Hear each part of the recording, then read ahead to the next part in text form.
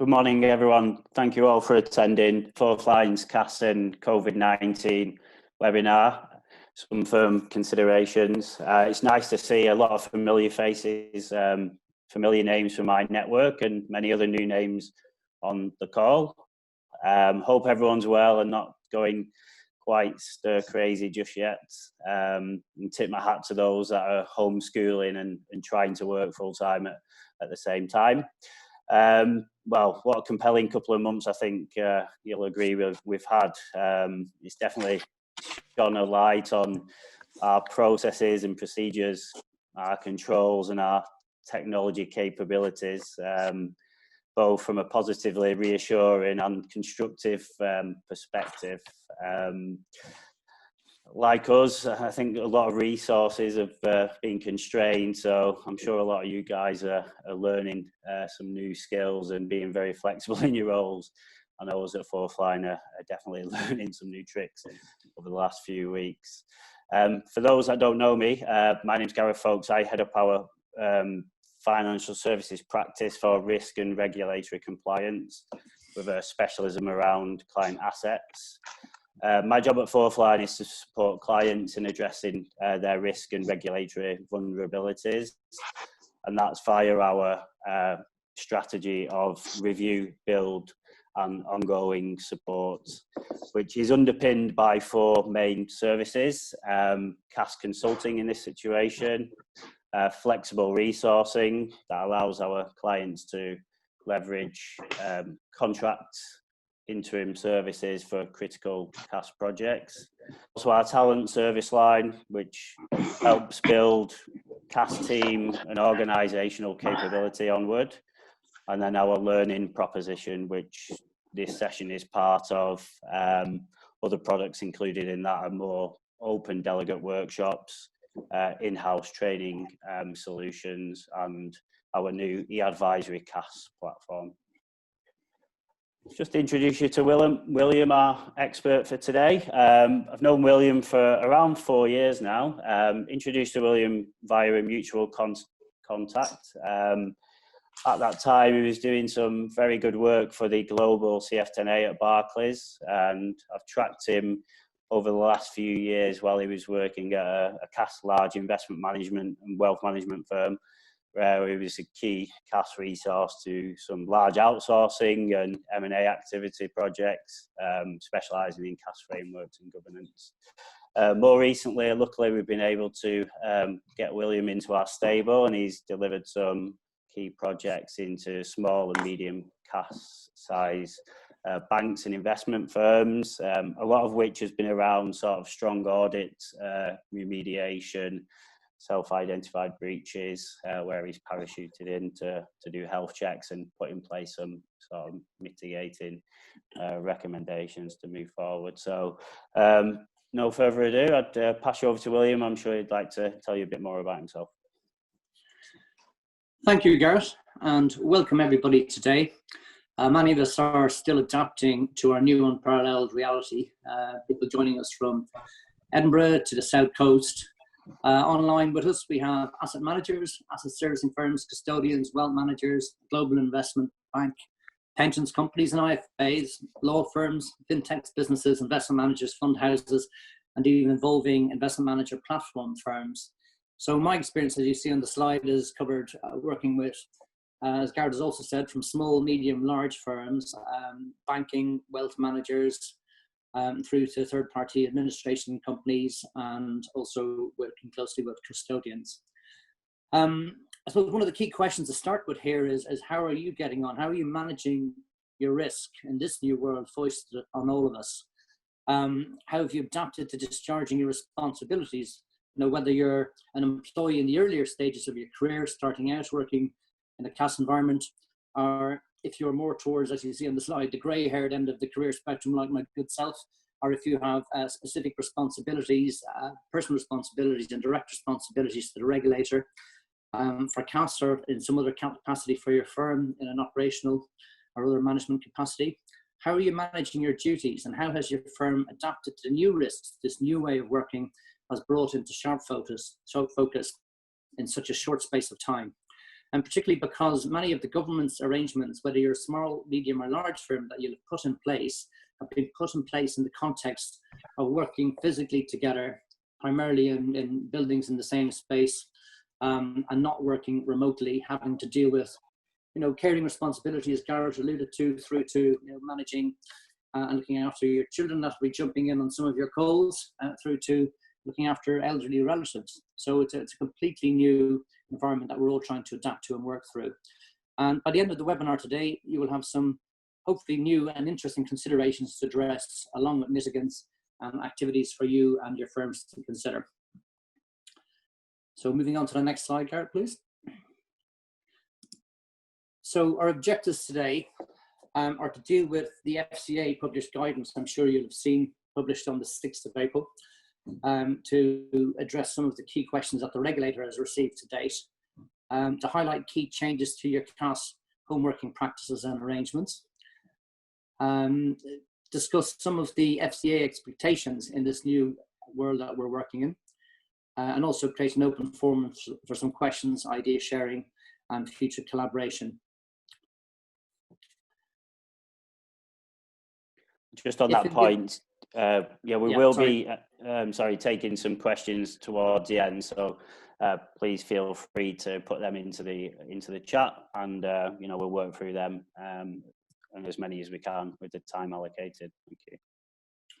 Yep, thank you, Gareth.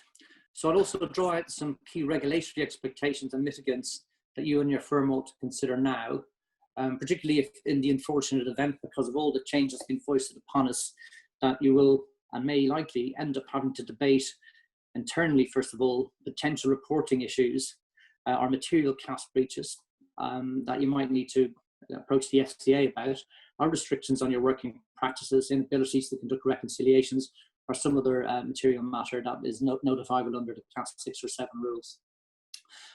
It would be best to then consider taking any key mitigating actions and steps now in your firm, with a view to addressing one of the key points in the FCA notice, and that is consider the impact on your clients, and manage that. Because I think the regulator does accept that this is very difficult on everyone from individuals through to firms, the regulators, and all parties and businesses, because a lot of the business continuity planning that firms have put together, specifically in CASS, the CASS or PPAC, all of this has been done in the context of firms still primarily having longer term access to buildings. That may not be the case given where we are with the pandemic, with latest science indicating that it could be between 12 and 18 months before things might start getting back to normal. That is if we all have an effective vaccine that works. Okay, can we move on to the next slide, please? Okay, going into some more of the specifics on the FCA notice. There have been a number of firms that have approached the regulator to talk about the impact this is already having on the CASS audit cycle, because the timing of this has not been helpful to a lot of firms. A number of the firms I work with have a standard accounting year end and a standard CASS year end of December, which means that they're obliged to file their CASS audits during the normal 4 monthly timeframes by the end of April.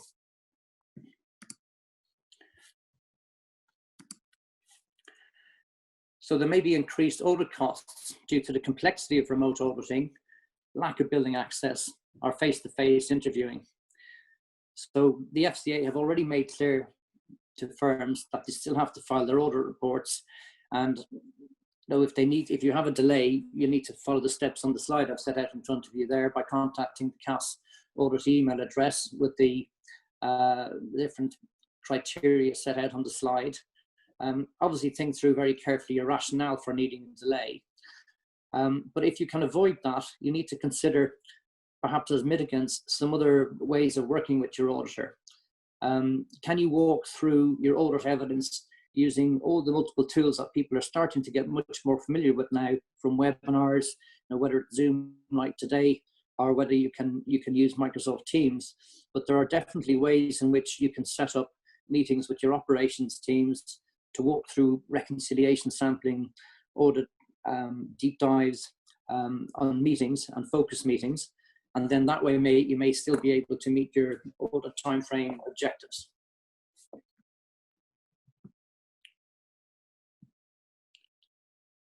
What you could also consider in that regard is sharing the information with the auditor and also asking a compliance expert and or a CASS expert to join the operations teams, just in case there is some form of limitation on the data sharing. Because a lot, again, as I mentioned earlier, a lot of the data that has been set up through CASS or P-links will be set up for retrieval of certain reconciliations of data, but you mightn't find every single document that you would need to present to an auditor with follow-up questioning. You know, if it goes back through perhaps to a CASS complaint, you may need to then go through a program structure of walkthrough on the audit points pre-agreed with your auditor, and then follow up with any issues that arise during that meeting. Also, it might be better to make sure that if the auditor chooses certain sample items during your online walkthrough, that you reserve the time to consider those documents before you pass them through to the auditor as a last check. Obviously, the auditor has the right to see those documents, but if you discover during that review that there is an issue with that particular reconciliation, at least then you could be on the front foot after communicating it to the auditor. So slide 6, please, guys.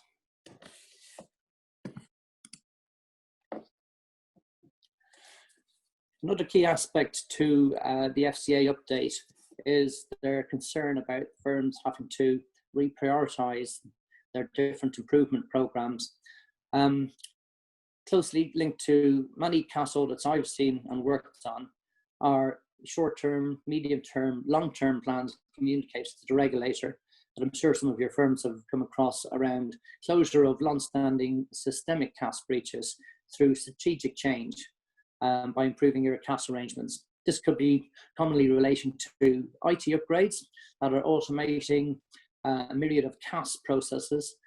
Some of these key activities communicated to the regulator may take, from months to years in some cases, but particularly for medium or larger firms that may be in close dialogue with the regulator on these types of programs, they are frequently the improvements that may keep the regulator outside the door and away from enforcement, so long as the regulator is convinced and persuaded that you are moving towards resolving these issues in a way that's been clearly communicated to them and that you're delivering on the targets that you've set. So if you have to delay some of these programs in any significant way, because you're trying to keep your business going remotely and there are other priorities now, you need to think through the rationale as to why you need to delay those programs, what the impact on your clients will be from a CASS point of view, and what your new targets and deadlines will be. And you might not know all that information today. It may be necessary to work through a plan for a plan and commit to getting back to the regulator in weeks or a couple of months with new timeframes. Ask yourself how the FCA are likely to react in that regard. So try and preempt all the questions that the FCA, depending on the context of your firm, before you send through that submission and advising them of changes to this sort of program. I think the FCA are likely to show some flexibility here, so long as you've thought through your reasons properly and undertake to commit to getting back on track in the new timeframes as soon as you can. Slide 7, please. Okay, another specific issue here that will impact some firms more than others.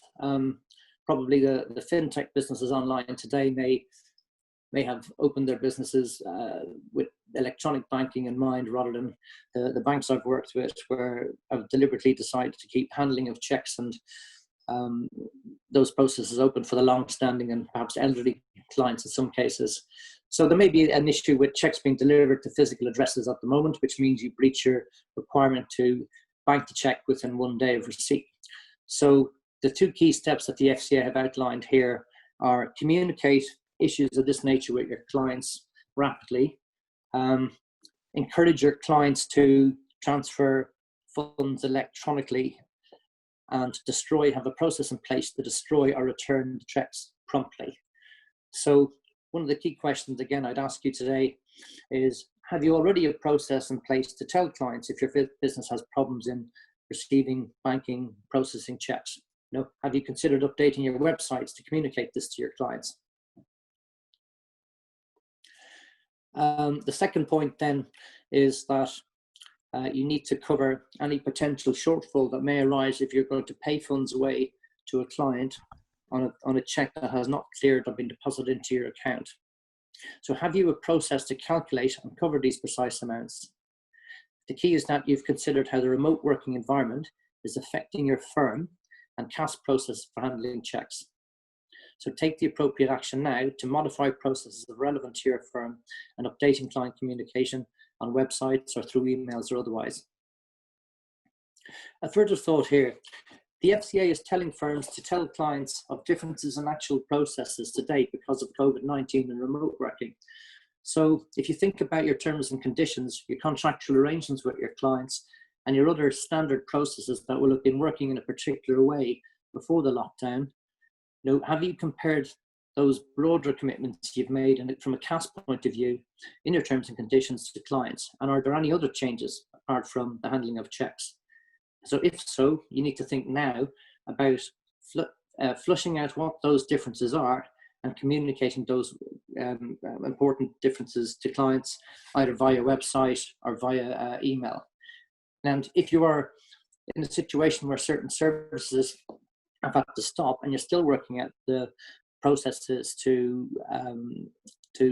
basically replace those in a remote environment, then even letting clients know on your website that particular services aren't currently available, you are working internally to get those up and running again, and tell them when you will be able to give them an update or to check back on your website, so that at least the client's expectations are managed. Or give them an option to contact you through your call centres. Next slide, please.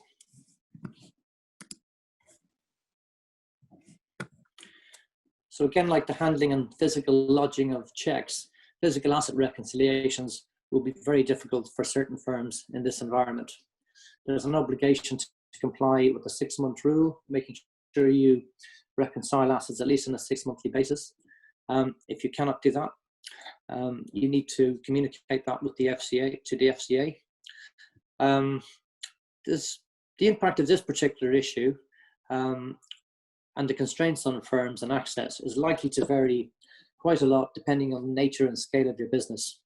If you are a relatively small firm with few offices or maybe very few certificates in your safe, then it may be that you can demonstrate a delay to physically performing the reconciliation on a 6-monthly basis is in impacts to your clients at least negligible, even though it would be a technical breach.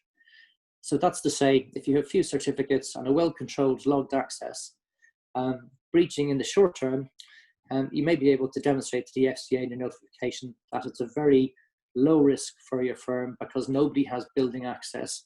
There are good alarms and controls over the building access that's locked down, and that you have a log over all accesses to the safe since the last reconciliation.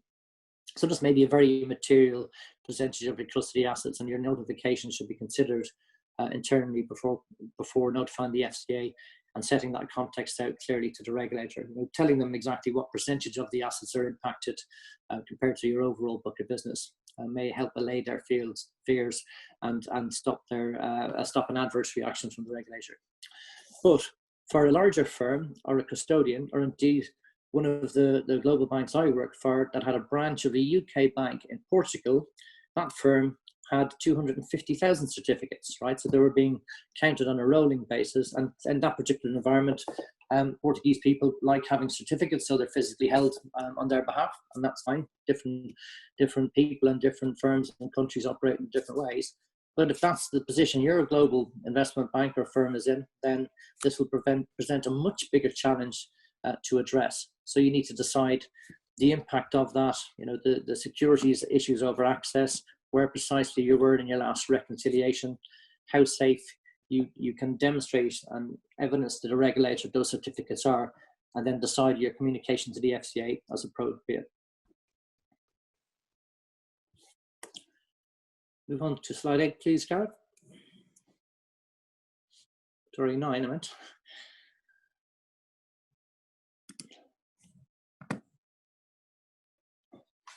So, again, this is one of the key FCA communications on depositing client money and making sure that, you know, if we get to a point like in the last financial crisis where the choices where firms could place money was narrowing and the concerns over the longevity or safety of banks was increasing.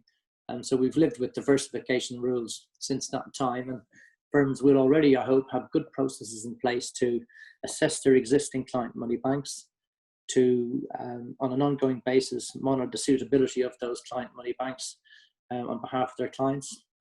And if you're a group bank that also uses one of your group companies to hold your client money, clearly there are limits of 20% as to how much client money you can hold with that bank, and you will more likely to not, if you're a medium or large firm, have a panel of banks to which you place client money to help diversify for clients. So I think this is an area that you will clearly need to keep monitoring on a very close and continuous basis, because while we're not at the point where banks are folding at the moment in the same way as back in 2008, that may change, unfortunately, because we're all reading things every day about different firms getting into insolvency, and that is likely to continue. And hopefully that won't happen on a large scale to any of our banking entities, but you need to demonstrate that you're aware and measuring and monitoring it closely. The other point here, I think, which is relevant and important to consider, is where your firm is in the classification strata for CASS firm classifications in the CASS handbook. So you may be a small firm that has less than $1 million in client money today, but I know from talking to different people over the recent weeks that lots of clients, because of market volatility, are liquidating assets. So you might find that all of a sudden, and very unusually, your firm that may be classified as a small firm is now moving towards, into, or beyond the threshold from small to medium or medium to large. So you need to be monitoring that today and continue to monitor it in case it changes the CASS firm type that you have, because the nature of your relationship with the regulator, the management of that, and the expectations will change. You know, for example, large firms will have regular supervisory visits with a specific FCA CASS officer. So there's a lot more close and continuous scrutiny, for good reason, on CASS large firms. So you need to prepare for that in case that's going to affect your firm. To slide 10, please. So this is another critical area that needs very close, careful management internally, and if you have to go to the regulator externally and notify them. I think the principle here is no surprises. You know, I think much more so in the environment we're in now. If we look at the purpose of the CMAR metrics that firms will be, for the most part, completing, it allows the FCA to monitor key trends and metrics, particularly worsening trends and metrics. So if they start to see a very troubling deterioration in the volume of reconciliations or the speed at which you clear discrepancies, or other metrics in the CMAR which cause them concern, or if they see that across a number of similar firm types, or if your firm is actually an outlier compared to other firms, then you may be in for a difficult communication or dialogue with the FCA. So, as always, it's key to be aware of materiality and our systemic breaches, and has your firm defined what that means. Some of the firms I've worked with, particularly for client money balance reporting and breaches, will define, for example, a threshold of 5% of your client money balance as when you start thinking about an external report to the regulator. So as long as you've defined what your view of materiality is, then that's fine. You can start considering an external communication if you're beyond that threshold. Particularly as all CASS breaches will be summarised and grouped together by the auditor and will end up in the audit report to the FCA in any case. So they will see them eventually. The question is how quickly they need to see them. And obviously, again, in the context of remote working practices, and as the FCA said on the 6th of April notification, in the context of their directive to firms to consider the actual impact on the clients. So are your clients going to be severely impacted by the particular breach? So it could be a failure to be able to manage a control, or a particular manage a particular risk, while the value mightn't be that great in monetary terms. If it's going to be long-standing because of illness or other constraints in the firm, then again, you should have an internal dialogue and then consider whether or not you should report that to the regulator, and document your rationale for not doing so, or why you don't think it's necessary, in case that blows back on you, after your audit report is eventually filed and the visibility of all the breaches for that particular year. So I think the FCA is clearly putting firms on notice about being aware of your key CASS controls causing these sorts of issues. For example, not being able to reconcile or not being able to fund a shortfall. Have you considered how remote working may impact your CASS responsibilities and arrangements on material breaches to be considered?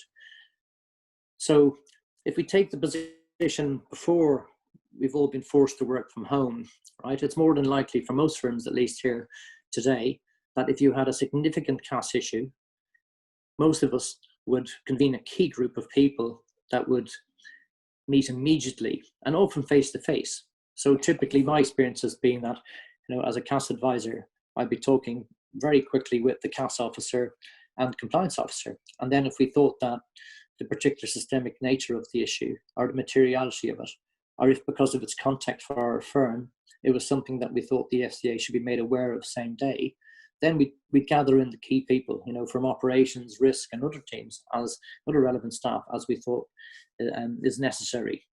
But usually the outcome of that would be, in certain circumstances, that you would have enough information on the facts in front of you for an internal dialogue, and then you can decide whether it doesn't need to be reported or it meets the criteria of CASS 6 to 7 for material breach reporting, relations with regulators principle 11, allowing the FCA to fulfill their duties. You may conclude that you have to have that immediate notification.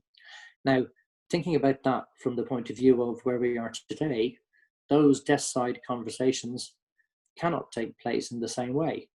And even if you did convene a group of people on Microsoft Teams or Skype or whichever way or methodology or tool you're using, my experience to date, and talking to a senior large firm CASS officer yesterday, his experience as well, has been, it's very hard to get the same level of dialogue going when you've got more than 3 or 4 people on these calls, because there's a time lag for two-way interaction. There's some people that are quicker at stepping in than others. Some people are finding the stresses of remote working more difficult to adapt to. You have people that are introverted, extroverted, have different ways of participating, and screen interactions and video calls, we're all still getting used to that. So that means, from the point of view of my colleague on that front yesterday, he was saying that the outcome is, he's having a lot more one-to-one calls with people continually throughout the day to get to the level of information that he needs to discharge his duties as a compliance officer. That firm is also going through a migration of a business they've acquired, and they're also thinking strategically about what all of this means for the future of the firm. So, I think that's a good example of a manager, and I'm sure there's many on the call today in the similar position, where there are many more demands on your time. The ways of getting to asking the 4th, 5th, and 6th question that you could do if someone popped by your desk to say that they think they have a material issue, that way of working isn't available to you. So I suppose that the key question is, how do you make sure that the escalations you would expect for these types of breaches, will continue to occur when you're remote working? I think another area to focus on here, which is relevant to notification of breaches, are the changes to processes, changes to controls that have occurred because of remote working. So firms are already looking, as I mentioned, to think strategically about post-COVID operating models, draining management time and distract from the time necessary to consider control failures that could be happening today.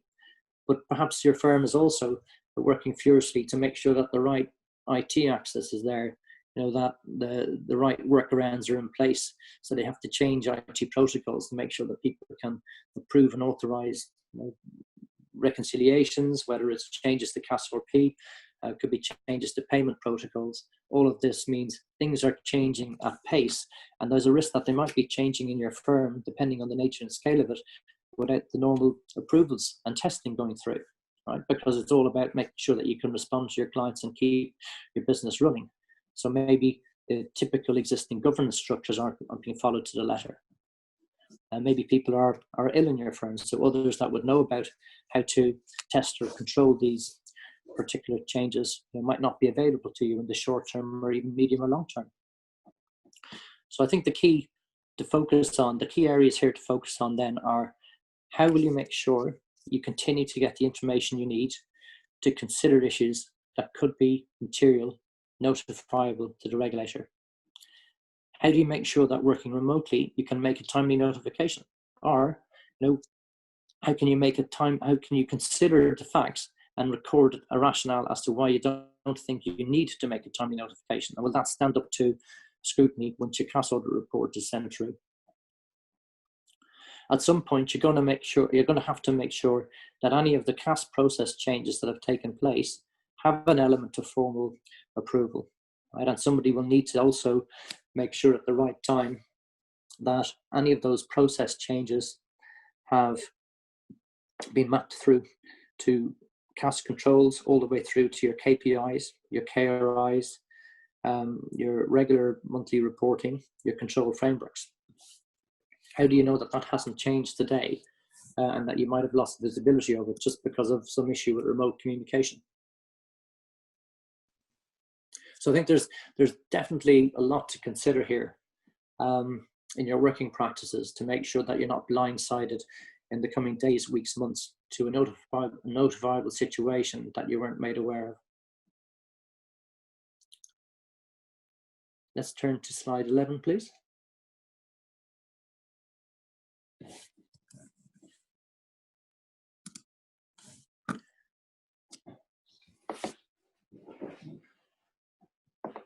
So another key area of focus for the regulator is the fact that many firms are using third-party administrators. Very many of you dialed in today operate business models relying with quality outsourced administrators. So the key point here to start with is you can always delegate the administration. It's an efficient way to run a business, but you can never delegate the responsibility. So I asked you earlier how you were discharging your own duties, the items you're responsible for in your job description, whether you're relatively new in the CASS working environment or whether you've actually got specific responsibility to the regulator. But have you asked yourselves and your TPAs how they're getting on with all of this remote working themselves? And what is their risk profile? How has their working practices changed? So have you made the time to do that yet? Particularly with regard to CASS.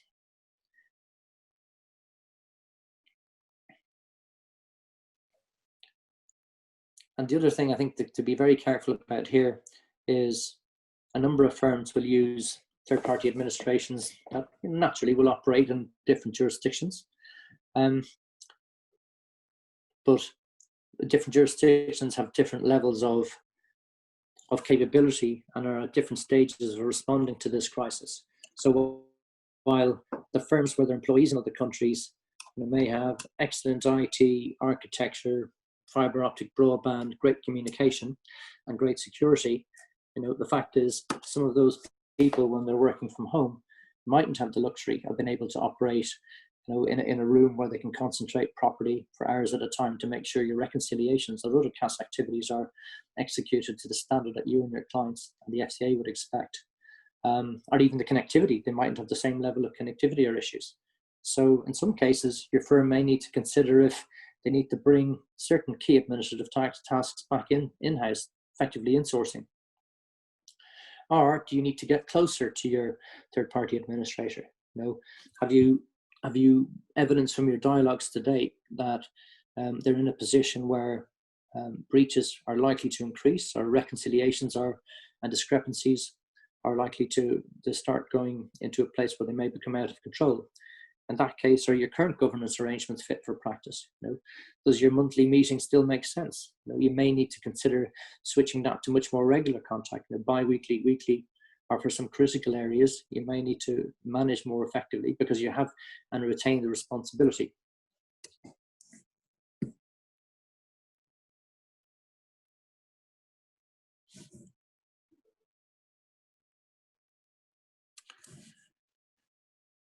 So, in summary, do you need to consider reversing your outsourcing arrangements, albeit temporarily? Or have you evidence that that's not needed? Okay. So I have a question come through here. How many slides are there? So we're on slide 11 of 13 from me, then we're on to Q&A. So, Kate, hopefully that answers your question.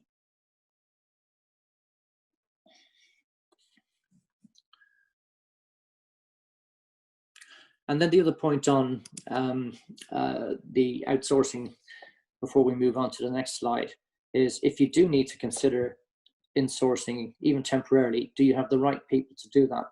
You know, there's a different skill set in managing your Sysgate oversight of outsource responsibilities to bring the work back in-house. So have you got the right people?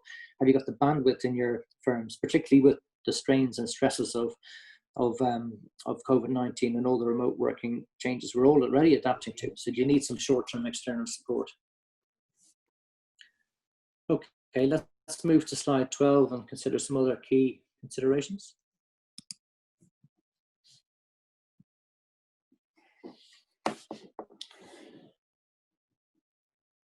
So I think one of the other key areas here in managing the regulatory expectations on client assets is to ask yourself if your documented governance arrangements, policies, MI, KPIs, are they still fit for purposes under the new working arrangements here, remote working?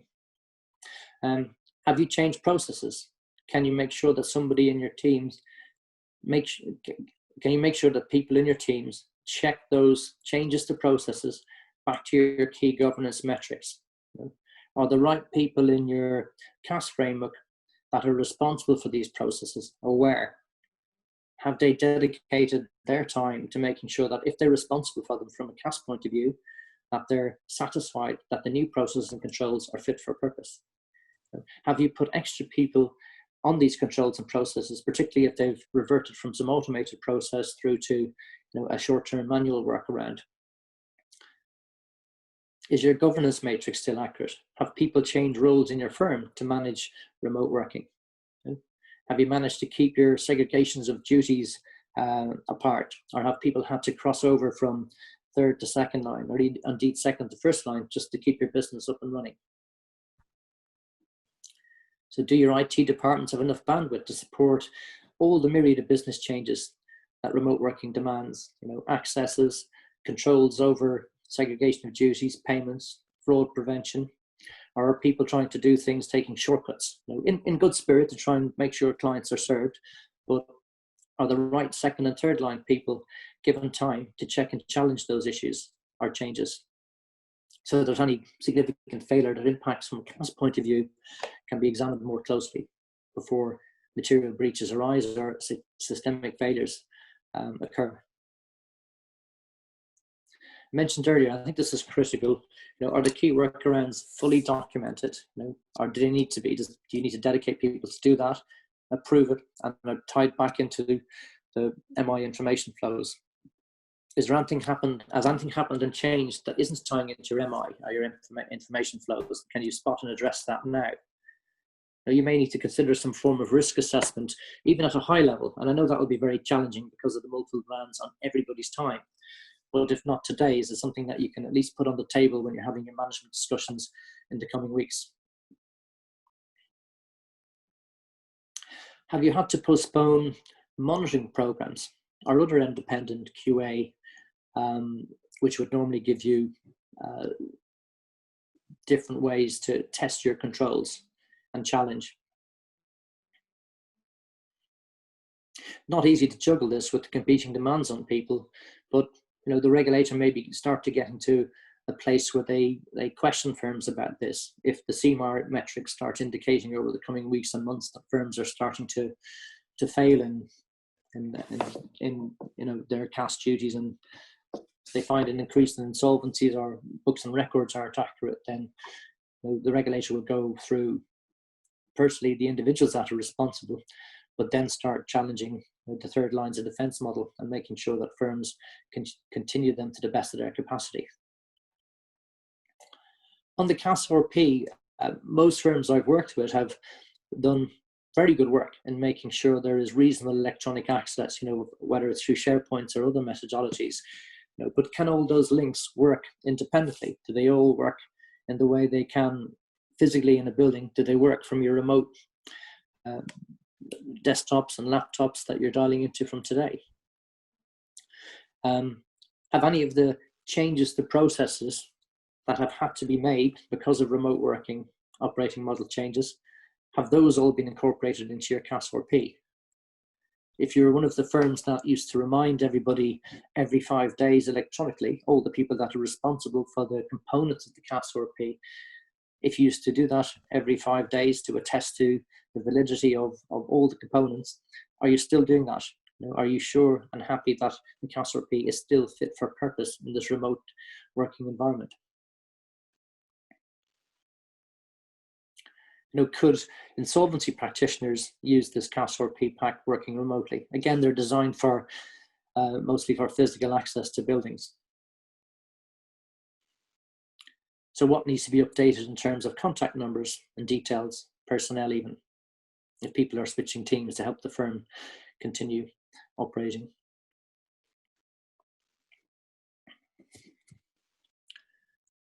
Let's now move to slide 13, please.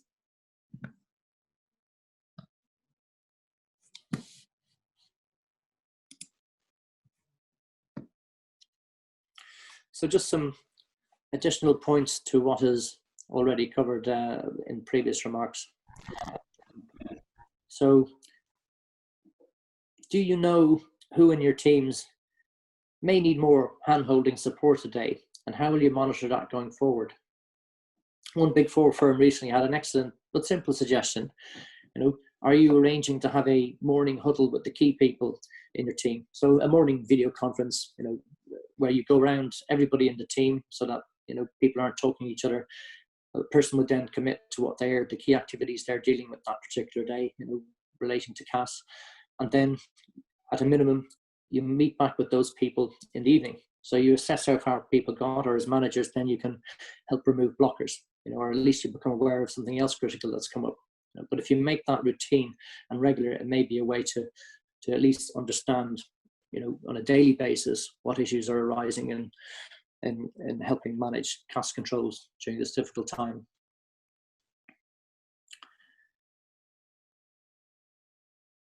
The other area then would be, as this pandemic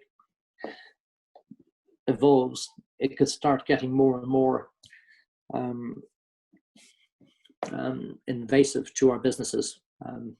We hope it's under control, but there is likely that definitely some firms, if you've not already been impacted, you're likely to be impacted at some time in some form or other. So you may lose some critical people for hopefully only the short term. But what are your plans for onboarding key people, or key operational staff, key CASS control managers, and experts? As your HR team started to consider how it will address any interviewing constraints or replacing critical people. So if there are significant issues with resourcing now in the near term, do you have a plan to engage external specialists or get people to work across teams that have expertise, where you can fill gaps in the short term? So I don't think any of us have all the answers here, but I hope some of my remarks today have given you some useful CASS arrangement points to consider as a consequence of coronavirus, and indeed some actions and mitigation to follow up on this morning. Before handing back over to Garrett to facilitate Q&A, I wish you and all your families and friends and colleagues good health and the best of luck in working effectively remotely, and while staying home, protecting the NHS and saving lives. Happy to take questions. Thank you, William. I've got a question coming from Amran. Where a firm has outsourced its tasks to a TPA and the staff are not working at a TPA site, if the firm brings those tasks back, as part of an onshore activity, does the CMAR outsource section need to be updated for the short-term changes? That's a good question. If you've brought the activities back in-house and you are completing them and they are no longer outsourced, I would think that you would not say that those activities are currently being outsourced at that time. Okay, thank you. Got one from Michael. Do you see the regulator relaxing CMAR like some of the other regulatory reporting deadlines announced yesterday? No, in short, no. You know, the CMAR is developed and its purpose is to help the FCA see in advance if firms are getting to a position, you know, pre-financial crisis, and to step in and react with government. I can't see a situation where the CMAR will be relaxed, because that would blind the regulator at a time when it needs full visibility over industry trends.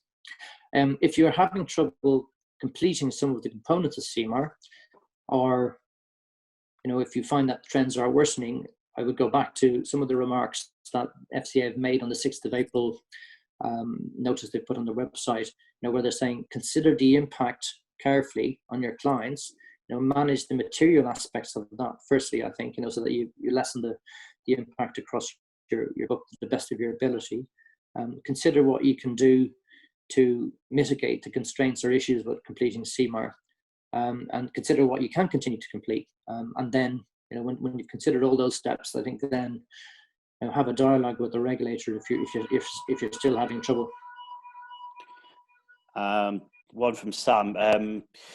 What importance would you place on using CASS checklists for working from home? Oh, I think prime importance. You know, I think basis of all proper controls are different levels of checklists, and so I think they're critical.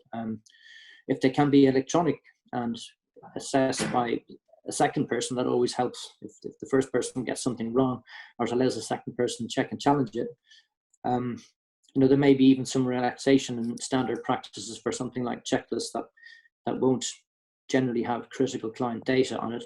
You might even be able to just scan that with the multiple apps that you have and share it with your teams on a short-term basis. You know, obviously, if your own management agree to that. But I think that is one way to be able to post this crisis, when we're getting back to whatever the new world will hold for us on this, is to be able to show and share with auditors on an ongoing basis that, look, we still maintained a control environment.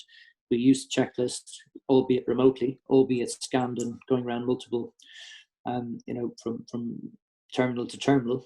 But I think the absence of the checklist would be open to a very big challenge, because if you're not using some form of checklist, you know, what are you doing? How have you any confidence that the key steps to execute a CASS process are taking place? And then turning that around and looking at it from another angle, you know, if you don't have a checklist to evidence that you're taking a particular set of steps to evidence the control has been followed, then how do you know when the control is broken? Right? Because normally it's the failure to complete a control or complete the checklist that will be the first indicator in some circumstances that could then feed into you know, your KPI or your MI, which then goes all the way up through to your different levels of management review, from your operational manager's review right up to your CASS officer. So yes, if you don't have the checklist, then how are you going to know whether controls are working effectively or broken, and how will that then feed through to your governance? Thanks, so William. Yeah. There's another question coming in from Anonymous. What are the main risks do you see from the auditors not being able to get to sites? I think it mirrors some of my remarks on, you know, the senior people being able to delve into the truth or get to the facts behind material breaches that I talked to earlier. So one of the great advantages when you see people face to face in any interaction is, you know, with in a 3D interview, you can see from people's dialogues on both sides, you know, whether something is being received properly or interpreted properly, or, you know, if somebody looks a bit confused. It's really hard to do that when you have 9 to 20 people on a laptop screen, and then there's the communication delays with all of that. So I think for auditors, that side of the check and challenge when they're asking the difficult questions is very difficult to do. But on both sides, the auditors need to think about, the information, the standard general information that they have in their MI packs, look at the breaches and the issues the firm has had before, and then ask really directed, focused questions, or asked to do the walkthroughs I was alluding to earlier on, Microsoft Teams or Zoom or whatever it might be, to be able to have somebody in an operations specialism walk them through recs, rec breaks, the narratives explaining those particular breaks. So there's a way you can do that with the right forethought, but it takes a lot more thought before you have that meeting or walkthrough. But it is difficult, and in some cases, for final meetings when lockdowns start easing, there may be necessary to have dispensations if it is safe for people to do this. If we get to the point where we're testing people and people have already had the virus and are deemed to be safe to go and meet, maybe there's some key people who can get in a room and have the final meetings to have the final issues debated through. But we're a long way from that today. So I think on both sides, you have to try and make sure as a firm you present all the information the auditor would reasonably expect to see, and the auditor needs to make sure that they get to a place where they ask the right questions. But it's difficult. So there's no perfect answer to that. Thank you. Another question coming in. It's a reconciliations question. What's your opinion on doing sort of intraday reconciliations, just to potentially spread any resolution work across the day rather than a longer period? Well, I think if you can do intraday, the more frequently you reconcile, the quicker you can resolve an issue, the quicker you know about it, so long as you can make sure that your firm and that particular process and reconciliation isn't confusing anything. And that is if you've got multiple recs throughout today and they're electronic, it's easier to control, but you've got to make sure that you maintain completeness. The key point in all of this is the purpose of CASS. It's maintenance of the accurate books and records, and making sure that you're not missing any particular set of data, whether it's client data, client portfolios, or a particular set of stocks and assets or money. So if you can do that and make sure completeness is maintained, and that the right focus is on the areas, to use the FCA's language again, the right focus is on the areas that may have the biggest impact on the business, then better. But it would seem that if you could do that intraday, then you may be able to share the work around more, maybe investigate more promptly, but that depends on the nature and scale of your business and the size of your teams. Thanks, William. So we're doing quite well on time. Please, if you have any questions, put them in the Q&A box. I think we could probably cover a couple more. We've got one through regarding checks. Checks being banked within 24 hours. The rules state that you're able to hold checks as long as they are within a secure location and record the receipt of the check within the recs. What is deemed to be a secure location given the current circumstances? Good question. Thank you. Well, that's again a great question. One of the firms I worked in, and I clearly won't name them, one of the investment managers left in one of their branches, and somebody then discovered them going through their drawer a whole load of client checks. So the wrong answer is in somebody's drawer. I think you need to consider that in the context of where we are, and it's just simply not going to be possible for every business throughout the land to make sure checks are in safes, secure safes in line with normal policy, because there'll be some clients, particularly when I was working with one of the bigger banks that received checks from elderly clients, the decision was taken not to remove checks from that business because you have an obligation in separate compliance rules to look after your vulnerable clients, and that's quite right. So while the easy answer might have been, let's remove our CASS risk by stopping checks, and fintech companies can do that, that's great. They're startups and that's their choice. But the older, long-standing banking businesses that have a duty to clients that have been using checks for many decades will continue to do so. So I think you'd have to decide what you think is appropriate, dependent on your particular circumstances. Make sure that you can manage the fraud risk of that. Define it, write down your rationale why you think that is acceptable in the short term. But I think I draw your attention back to the FCA's quite detailed paragraph on the check handling. You know, they summarize their advice back down to, you know, asking the clients to make payments directly to the client bank account, you know, and returning or destroying any check received promptly. You know, I think even people that didn't like using electronic payments or cards are now having to get to a place where, you know, there's a lot of retailers don't want to handle cash, and that's going to escalate and continue, I think. And so I think it'd be very reasonable for your firm to also say to clients during this time period that, look, some form of website notice to say that, look, for the foreseeable future, we don't want to be receiving checks because we cannot guarantee their safety because of our locations, perhaps in some circumstances. Therefore, we will be returning them to you as promptly as we can, or destroying them, whatever works for your firm, and then asking them to make payments, you know, electronically. But you have to debate for your firm whether that works and whether that will negatively impact your business. You know, if you have a client profile and they're significant and, you know, they want to use checks, then yeah, maybe unfortunately finding a way to hold them in a way that wouldn't normally deem to be reasonable could be acceptable. You know, but my preference would be the FCA have told you, you know, destroy them, return them, and get your clients to pay the money into a bank account. So that's the first place I'd start with that particular issue. Thanks, William. Any final questions?